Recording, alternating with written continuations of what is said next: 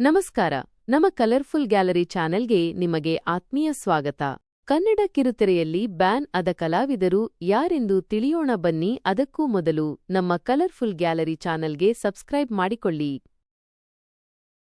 ಕನ್ನಡದ ಜನಪ್ರಿಯ ನಾಯಕ ನಟ ಚಂದನ್ ರವರು ತೆಲುಗು ಭಾಷೆಯ ಧಾರಾವಾಹಿಗಳಿಂದ ಶಾಶ್ವತವಾಗಿ ಬ್ಯಾನ್ ಆಗಿದ್ದಾರೆ. ಹೌದು, ಶ್ರೀಮತಿ ಶ್ರೀನಿವಾಸ್ ಧಾರಾವಾಹಿಯ ಸೆಟ್ನಲ್ಲಿ ನಡೆದ ಘರ್ಷಣೆಯ ಕಾರಣದಿಂದ ಇವರು ತೆಲುಗು ಟಿವಿ ಉದ್ಯಮದಿಂದ ನಿಷೇಧಕ್ಕೆ ಒಳಗಾಗಿದ್ದಾರೆ. ಚಂದನ್ ಹಾಗೂ ಸಹಾಯಕ ನಿರ್ದೇಶಕರ ನಡುವಿನ ಮನಸ್ತಾಪ ಉಂಟಾಗಿ ತೆಲುಗು ಧಾರಾವಾಹಿಗಳಿಂದ ಇವರು ಶಾಶ್ವತವಾಗಿ ನಿಷೇಧಕ್ಕೆ ಒಳಗಾಗಿದ್ದಾರೆ. ನಯನ ನಾಗರಾಜ್ ಗಿಣಿರಾಮ ಧಾರಾವಾಹಿಯಲ್ಲಿ ಕೆಲಸ ಮಾಡುತ್ತಿರುವ ಸಂದರ್ಭದಲ್ಲಿ ನಯನ ರವರು ತಂಡದ ಒಬ್ಬ ಸದಸ್ಯನಿಂದ ಮಾನಸಿಕ ಕಿರುಕುಳಕ್ಕೆ ಒಳಗಾದರು. ಇದನ್ನ ವಿರೋಧಿಸಿದ ನಯನಾರವರು ಚಾನೆಲ್ ಆಡಳಿತಕ್ಕೆ ದೂರು ನೀಡಿದರು. ಆದರೆ ಪರಿಸ್ಥಿತಿ ಸುಧಾರಿಸೋದಿಲ್ಲ. ಈ ಕಾರಣದಿಂದ ನಯನಾರವರು ಧಾರಾವಾಹಿಯಿಂದ ಹೊರಬಂದರು. ಅವರು ಈ ಧಾರಾವಾಹಿಯಿಂದ ಹೊರಬಂದ ಕಾರಣ ನಿರ್ಮಾಪಕರಿಗೆ ಆರ್ಥಿಕ ನಷ್ಟ ಉಂಟಾಯಿತು ಅಂತ ಕನ್ನಡ ಟಿವಿಯಿಂದ ನಿಷೇಧ ಮಾಡಿದ್ದಾರೆ. ಪಲ್ಲವಿ ಗೌಡ ಪಲ್ಲವಿರವರು ತೆಲುಗು ಧಾರಾವಾಹಿಯಲ್ಲಿ ಕೆಲಸ ಮಾಡುವ ಸಂದರ್ಭದಲ್ಲಿ ಒಂದೇ ಸಮಯದಲ್ಲಿ ಬೇರೆ ಬಣ್ಣ ಚಿತ್ರದ ಶೂಟಿಂಗ್ಗೆ ಅನುಮತಿ ಕೋರಿ ತಂಡದ ಜೊತೆ ಮಾತುಕತೆ ಮಾಡಿದ್ದರು. ಧಾರಾವಾಹಿ ತಂಡ ಇದನ್ನು ಒಪ್ಪಿಕೊಂಡು ಕಥೆಯನ್ನ ಅದರ ಪ್ರಕಾರ ಬದಲಾಯಿಸಿದರು. ಆದರೆ ಅಗ್ರಿಮೆಂಟ್ ಪ್ರಕಾರ